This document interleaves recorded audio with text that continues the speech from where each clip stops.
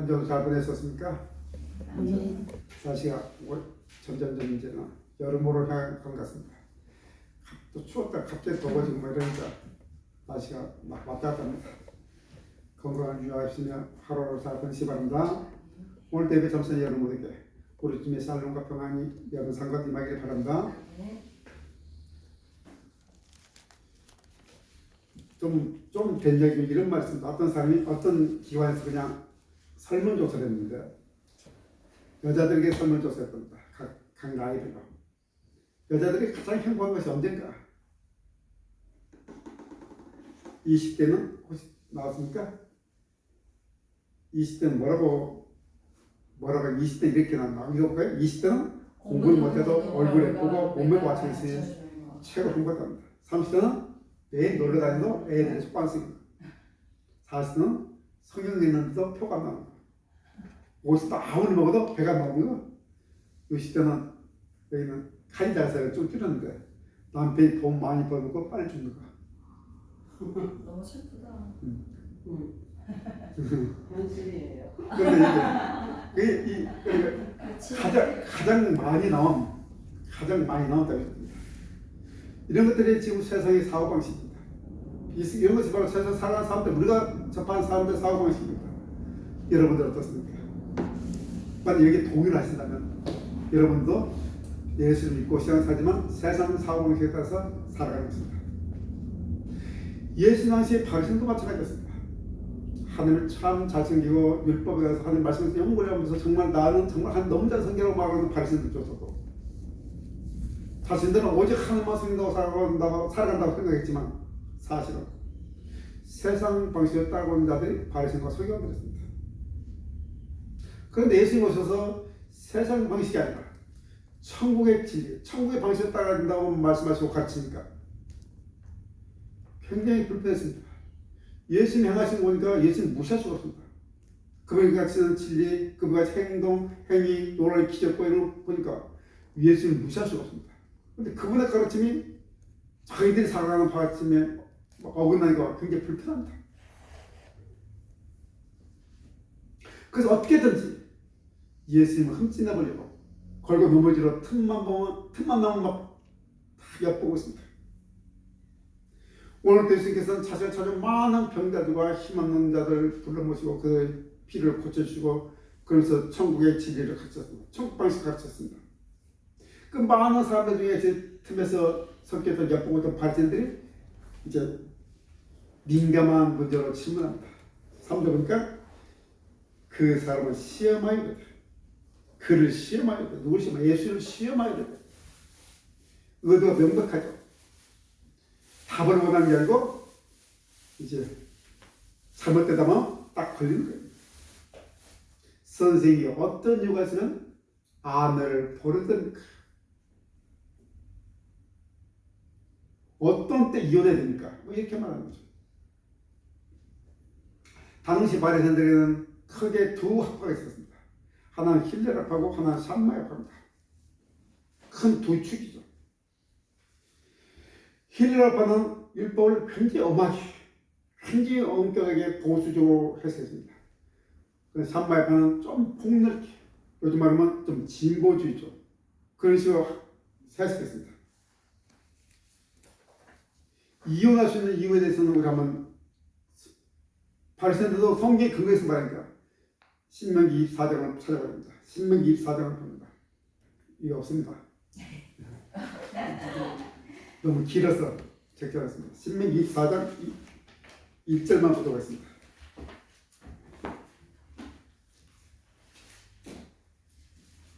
자, 함께 있습니다. 시작. 벌써 봤습니까? 신명기 297페이지 있습니다. 신명기 24장 1절입니다. 있습니다. 사람이 아내를 맞아요. 데려온 후에 그에 대해 수치가 되는 있음을 발견하고 그를 기뻐하지 아니하며 조서를 써서 그의 손에 주고 그를 자기 집에서 내보낸 것이요.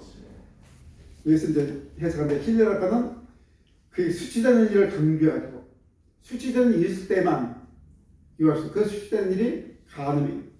간음한 것 위에는 이해가 안 되는 거예요. 그런데 샴마야파는 그 뒤에 그를 기뻐하지 않으면 여기에 강조 주는 거예요. 남편이 기뻐하지 않는 일은 다 해야 된다고 말하는 거예요. 근데 성경 보면 앞에 발견하고 그에 대해 기뻐하지 않는 거죠.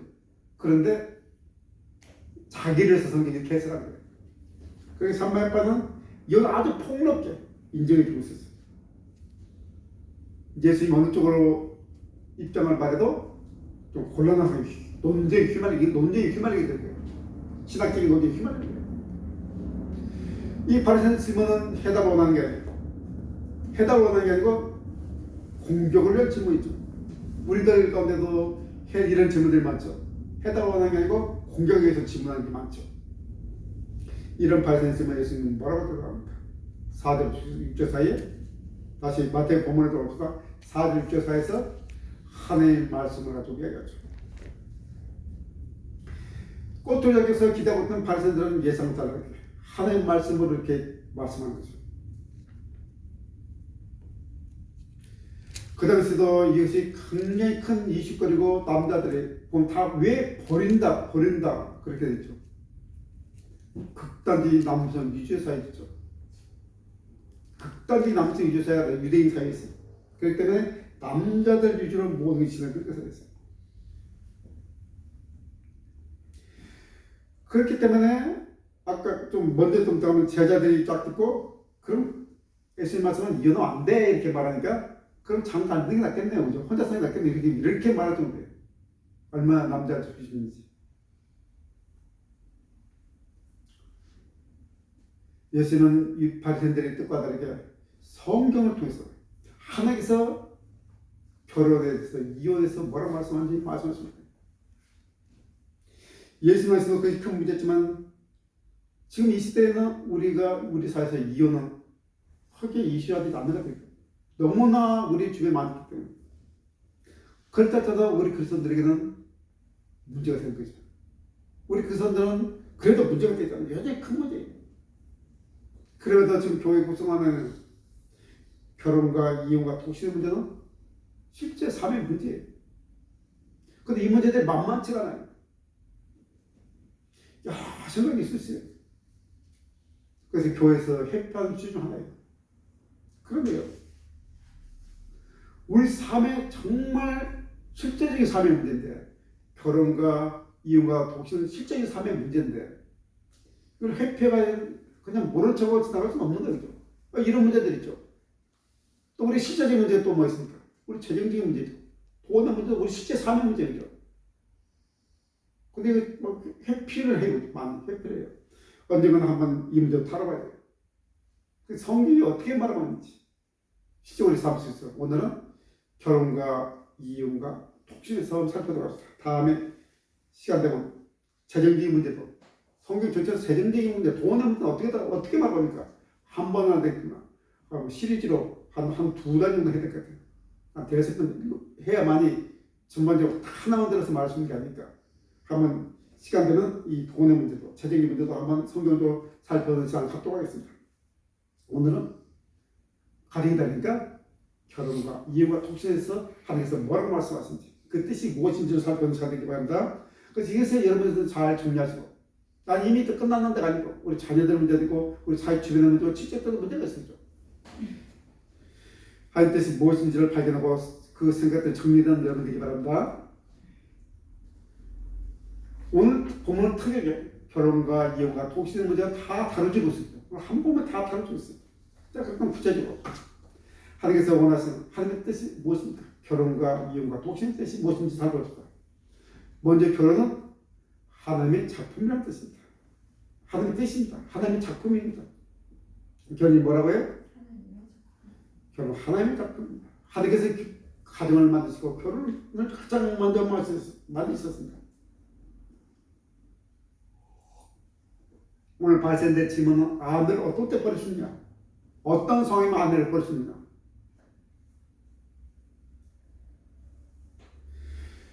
아내가 버리는 것은 가정이 깨지는 거죠.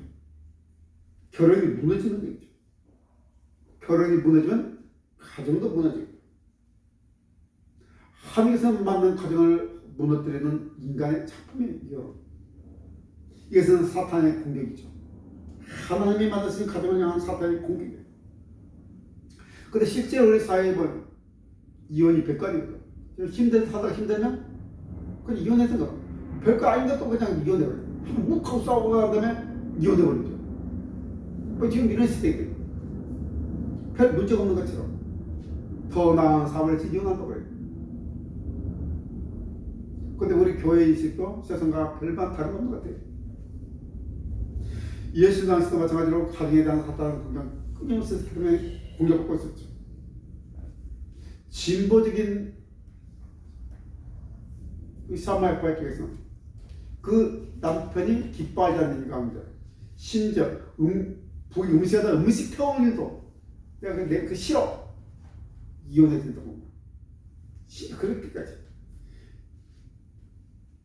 그러니까 모두 남편 중심이 내가 기쁘면 그냥 데리고 살고 아니면 그냥 버리고 막 이래야 된다고 생각한 거예요. 그래서 보수적인 생각은 오직 아내의 부정이만 가능한 이유만 이혼의 사유인적이죠. 그리고 SM파라는 차가 학과가 있는데 이 SM파는 독신주의자였어요. 이는 극단적인 종말론주의자입니다. 주님께서 곧 오신다고 생각하는데 종말론주의자이기 때문에 아예 결혼하지 않고 산속에 의논하고 주님 오시기까지 극단적인 종말론자로서 독신주의자였어요. 이런 시대에 예수님께서 질문을 뭡니까? 성경께서 결혼 누구의 작품이다? 하늘의 작품이라고 말하고 있는 거예요. 하늘의 작품이니까 사람이 어떻게 함부로 사람의 의미대로 날 수 없다는 거예요. 그러니까 짝져준 것이 결혼이에요. 그런데 우리 결혼해서 살아보면 다 알겠지만 남자와 여자는 달라도 너무 달라요. 너무 달라. 부부가 극복해야 될 문제가 너무 많아요. 저도 지금 30 몇 년이니까 36년? 37년? 3대지만 아직도 힘들어요. 이게 부부예요. 그래서 우리가 그리스도인들은 믿음 안에서 믿는 자와 결혼하라고 말하는 거예요. 그렇게 말하면 많은 청년들 말이에요. 믿지 않는 자와 결혼하지 말라면 굉장히 싫어요. 배우자의 선택의 폭이 너무 좁다는 거예요. 내가 좋아해서 멋진 사람 믿는데 다 조건이 좋은데 애써 믿으니까 제외되니까 너무 싫은 거예요. 특히 우리 제주는 다 하죠. 제주에서는 그리스도를 만난다는 게 너무 힘들어요. 저희도 두 딸이 있기 때문에 그 과정을 보니까 너무 제주에서 신앙 가진 청년을 만난다는 것이 그렇게 만만찮아요. 그리고 결혼해서 믿지 않는 자를 전담되지 않느냐? 이게 가장 크죠. 좋아요. 하나님 더 좋아하실 거 아니냐? 그렇죠. 더 좋아하죠. 그런데 이 문제는 하나님의 특별한 은혜가 없으면 정말 불가능적으로 힘든 거예요. 오히려 자기 신앙을 잃어버릴 확률이 더 많아요. 그리고 두 부분의 문제 아니고 두 부분은 난 자녀 문제, 이 자녀 신앙교육 문제가 이제 문제 생기는 거죠. 다시 처음으로 돌아가버린 거예요. 믿음의 명문가정을 만들어야 되는데 그 사역에서 쓰임받는 가정, 대를 쓰임받는 가정을 세워줘야 되는데 다시 처음으로 돌아가는 거예요. 다시 처음으로. 그래서 믿는 자와 결혼하는 것이 이런 모든 갈등에서 상당히 많은 갈등 요소를 주시는 거예요. 그렇다고 갈등할 게 많은데 믿지 않는 자와 결혼하면 얼마나 더 큰 갈등이 있겠습니까? 그런데 우리가 모두 다 또 그렇게 살 수 없잖아요. 이미 결혼해버린 사람도 있고 그렇잖아요. 근데 이미 결혼한 사람은 그냥 그대로 살아야 되는 거예요. 고린도전서에서는 그 얘기 이렇게 말하죠. 한번 볼까요? 이미 믿지 않는 자와 결혼한 사람이 있어요. 또 살다가 어느 사람이 먼저 교회에 들어올 수도 있어요. 이런 사람들의 가정을 성경이 이렇게 말해요. 한번 읽어볼까요? 고린도전서 12장 7장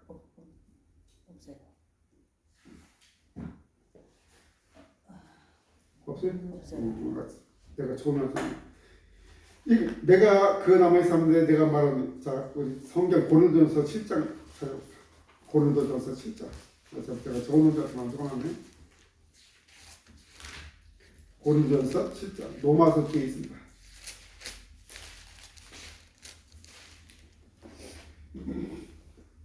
죄송해요. 270페이지에 있습니다.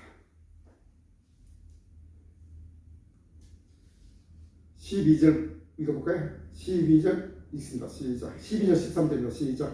그 나머지 사람들에게 내가 말하노니 이는 주의 명령이 아니라 만일 어떤 형제에게 믿지 아니하는 아내가 있어 남편과 함께 살기를 좋아하거든 그를 버리지 말며 어떤 여자에게 믿지 않는 남편이 있어 아내와 함께 살기를 좋아하거든 그 남편을 버리지 말라.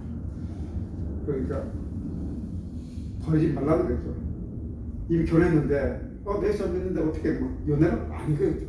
그 사람 위에 그렇게 서 13절 그 13절은 이런 말 좀 이상한 말이지만 어떤 여자에게 믿지 않는 남편이 있어 너와 함께 살기를 좋아하는 그 남편을 버리지 말고 14절 읽어볼까요?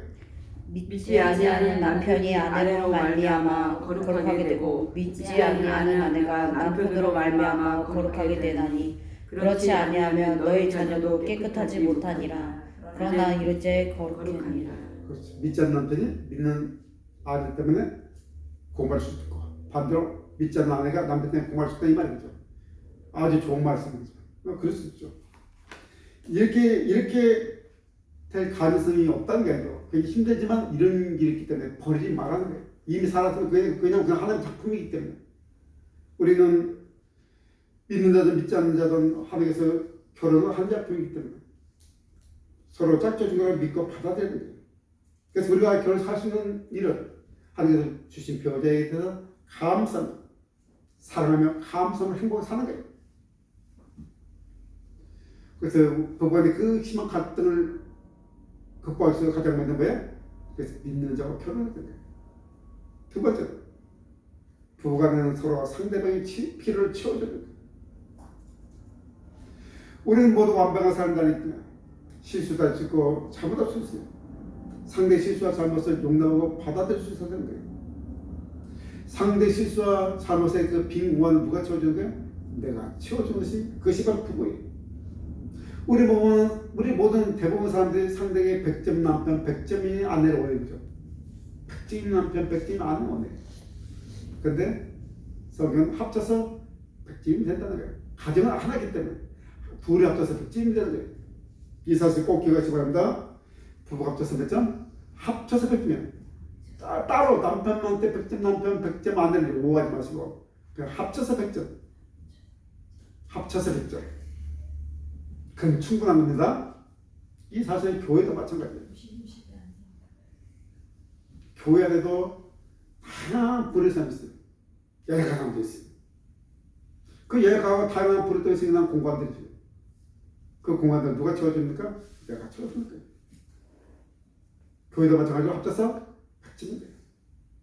모두 100점 성도, 너 100점짜리 성도 이거 원하는 게 아니고 교회도 합쳐서 몇 점? 100점이 되는 거예요. 그래서 교회와 가정은 거의 비슷한, 거의 근원이 똑같은 그런 구조를 가지고 있어요. 그래서 우리가 알아야 됩니다. 결혼은 누구의 작품이다? 하나님 작품입니다. 반면 이혼은 사람의 작품이에요. 결혼이 하나님 작품이라면 본질적으로 이혼은 불가능하죠. 하나님 짝져진 것은 나눌 수 없다고 말씀하셨습니다. 아까 고린도서 10장을 아니었는데 10장 보니까 10장 10절 보니까 내가 결혼할 때 명하노니 명한 자는 내가 아니오 주시라 여자는 남편에게 갈라쓰지 말고 만일 갈라쓰다면 그대로 지내든지 그 남편과 화받은 자라 남편도 아내를 버리지 말라 이렇게 말하고 있어요. 고린도 그 당시 고린도 지역은 로마의 직가식민지죠. 거기는 온갖 우상들과 그 당시 고대사의 우상들과는 성주인 탈이 극에 달하는 거예요. 고린도는 음란도시고 성적을 탈하는 것이고 온통 이방 문화가 있던 그런 도시예요. 거기서 그리스도인들이 거룩하게 살라고 말하는 거예요. 아니 막 마음대로 바꾸고 버리지 말라는 거예요. 다만 성경은 이혼의 조건을 제시하는데 왜? 음행의 서가 있습니다. 도중 누구든지 한쪽에서 음행한 사건이 벌어졌다. 그 이유는 허용하는 거죠. 예를 음행은 서로 한 몸이 되는 그 사역을 그 신뢰를 깨뜨리기 때문에 신뢰가 깨쳐졌기 때문에 부부간의 가장 중요한 신뢰가 무너졌기 때문에 그것은 이혼의 사유가 된단 말입니다. 그런데도 허용과 명령은 다른 거겠죠. 만약 아내가 남편이 부정한 일을 저질렀어요. 반드시 이혼하지냐 이런 말 없어. 그죠? 굳이 이혼하겠다면 뭐 그냥 아무 소리 하겠지만 용서할 수 있으면 받아들여야겠다. 상대방의 진심을 요청하면 용서 받아들여 주는 것이 하나님의 마음이죠. 하나님은 우리가 전에 예배마다 했지만 호사서를 통해서 이스라엘 그렇게 떠나고 배반하고 떠나고도 그래도 받아주고 용서가 받아주죠. 이것이 바로 하나님의 마음이에요. 성경에서는 가늠에 대해서는 엄숙하게 단호하게 말하죠. 뭐라고요? 가늠할지 말지니라. 가늠할지 말지니라. 가늠할 마다 뭘로? 돌로 쳐 죽일지니라. 가늠한 자는 돌로 쳐 죽임을 당했어요.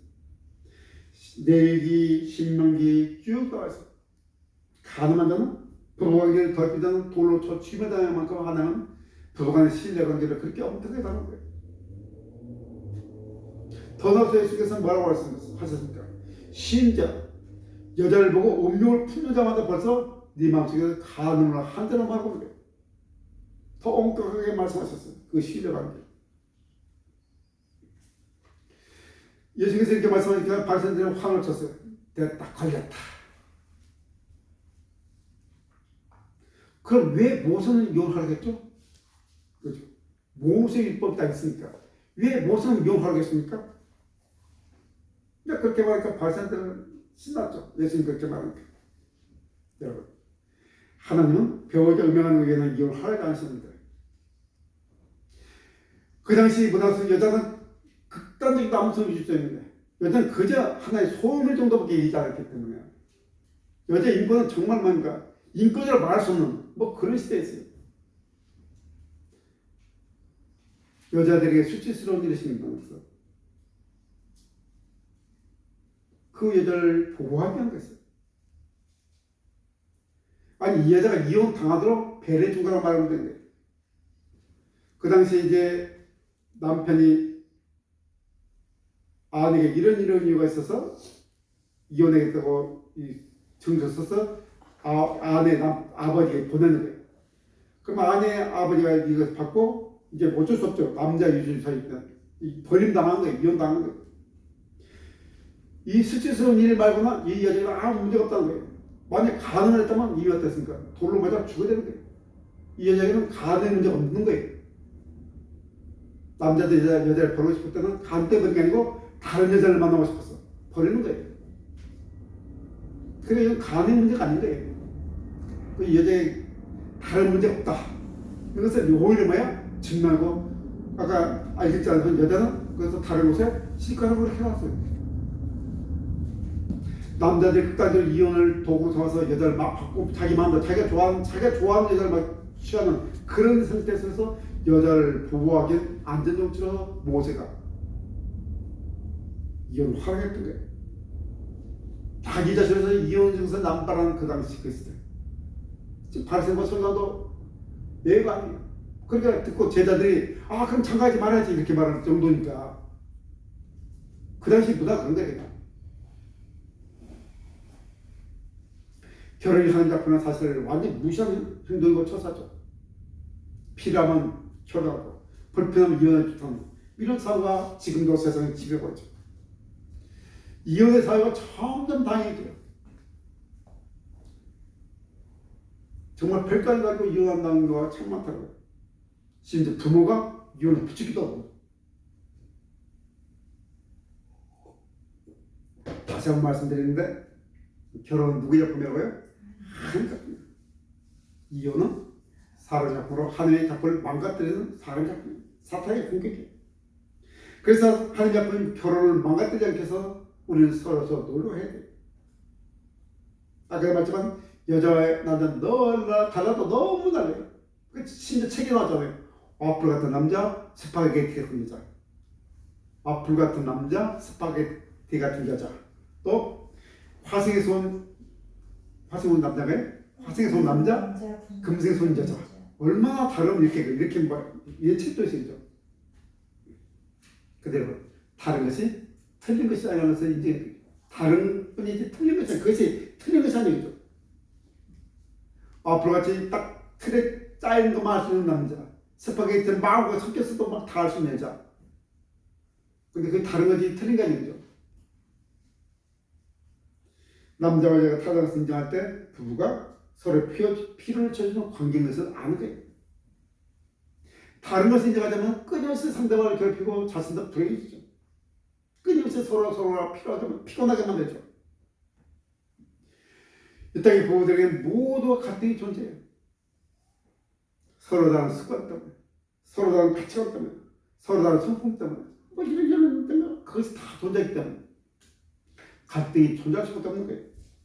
그런데 여러분, 이 갈등 때문에 힘들지만 다시 생각하면 이 갈등 때문에 더 큰, 이 갈등이 잘 좋아지면 더 큰 에너지, 더 큰 시너지가 날 수 있다는 사실도 나와야 돼요. 부부간에 어떻다? 서로 다르다. 아까도 말했지만 다른 것이 틀린 것이 아니다. 그 다른 것에서 갈등을 해결하는 여러분 되기 바랍니다. 근데 여러분, 독신도 한 작품이 될 수 있다고 성경 말하죠. 독신도 하나의 작품이 될 수 있다는 거예요. 결혼한 남자와 한 여자가 한 몸이 되는 건데 이 결합은 죽음만 있게 될 수 있죠. 그래서 제자들이 아이고 아내를 마음대로 버리지 못하는데 그럼 결혼 안 해야 되겠다 이렇게 말하니까 예수님께서 그 이야기 독신을 살 수 있는 사람들이 이야기하죠. 독신은 아무나 할 수 있는 게 아니고 받을만 하나님께서 허락하는 데 받을 만한 자 은혜를 준 자들만 독신을 살아가는 거예요. 고린도서 10장 보면 이 결혼에 쫙 기록되어 있어요. 집어서 읽어보시기 바랍니다. 독신의 문제도 그게 있어요. 나 결혼 안 하니까 요즘 청년들 결혼 안 한다고 그러죠. 그런 이유로 결혼하는 독신이 아닌 거예요. 바울은 하나님의 일을, 하나님의 삶을 잘 감당하기 위해서 스스로 독신을 택한 거예요. 그 독신도 하나님의 작품이 될 수 있는 거예요. 근데 이 모든 것이 다 허용되는 거 아니에요. 모든 사람을 보고 혼자 살아라고 성경 그렇게 권하잖아요. 각자 자기 사회에 대한 한 뜻을 발견해야 돼요. 성경은 먼저 결혼해야 되고 빛이 못할 상황에서 더 한 날 일을 위해서는 뭐예요? 혼자 살기 더 낫다고 판단했을 때 그때 독신을 살 수 있는 거예요. 그냥 내가 편하겠어. 그래서 세상이 힘들어서 혼자 살 거야 라고 말하는 것은 성경적이 아닌 거예요. 두 사람이 옆에서 하나의 작품이 될 수 있다면 독신을 살 수도 있는데 그 많은 갈등 때문에 주의를 감당하지 못하다면 혼자 쓸 수 있는 거예요. 근데 그것도 하나님의 은혜를 있고 하나님께서 선택을 받은 자, 받을 만한 자가 그것을 감당하는 거지. 하나님께서 허락하자면 혼자 살 수 없는 거예요. 혼자 살아서 선한 죄의 유혹에 또 주고 그 죄를 범하겠다면 뭡니까? 결혼을 해야 되는 거예요. 자기의 편함을 위해서 아니고 한 위를 위해서 독신을 되는 것은 하나님께서 허락하시고 그것들을 통해서 하나님께서 그것을 멋진 작품을 인정해 주는 거예요. 결혼하지 않는 미혼자들, 이혼한 자들, 사별한 자들, 독신이 든 여러 가지지만 그 독신의 행태도 행복하고 유익할 수 있다는 사실을 우리 기억해야 돼요. 그런데 이 혼자 살 때 이런 많은 극복할 문제도 있었죠. 많은 문제도 있어요. 가장 큰 것은 고독의 문제죠. 너무 고독스럽죠. 그 육신의 욕망의 문제였다고 하죠. 이런 유혹에 견뎌서 넘어진다면 결혼을 하시기 바랍니다. 결혼은 한 작품이고 이혼은 한 작품을 했던 사람 작품입니다. 그러니 이제는 결혼생이 힘들면 이혼해야 된다는 그런 생각을 지우시기 바랍니다. 힘들면 이혼해야 된다. 이것은 우리 그리스도 안에서는 지워야 돼요. 독신도 한 작품이 될 수 있어요. 오늘 이렇게 하나님의 성경 통해서 하나님의 뜻의 결혼과 이혼과 독신이 무엇인지 이렇게 알게 됐어요. 이것이 바로 창조 질서입니다. 결혼도 창조 질서에서 유지될 때 정말 행복한 거예요. 그런데 지금 세상은 창조 질서를 망가뜨려서 얼마나 많은 공들어옵니다. 온통 세상 드라마는 영화는 요즘 동생은 기존 가정, 우리가 말하는 전통적인 가정에도 남자 여자 말고 다른 가정이 다른 성이 있다고 말하는 주제입니다. 우리가 이런 것에 딱 정립되지 않나. 그럴 수도 있지 라고 말했지만 성경 결코 그렇게 말하지 말아요. 남자 여자가 만나서 한 가정이 있는 것이 한 작품, 그것이 가장 기본적인 거예요. 우리 사람 기본적인 틀이에요.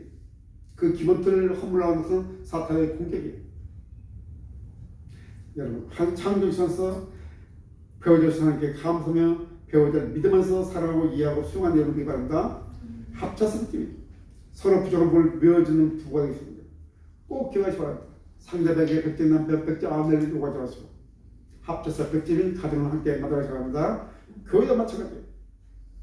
우리 모두 백점인 목사, 백점인 성도를 원하는 게 아니고 합쳐서 우리 교회가 백점으로 나가면 되는데 그때 한순 쌀을 여기서 넘쳐나는 시너지 효과가 일어나는 사실 믿으시고 하나님께서 주신 가정 안에서 여러 가정 형태가 있지만 그 모든 가정 안에서 주님 은혜가 임하고 그런 놀라운 축복을 누리는 그런 가정이 되기를 축복합니다. 기도드리겠습니다.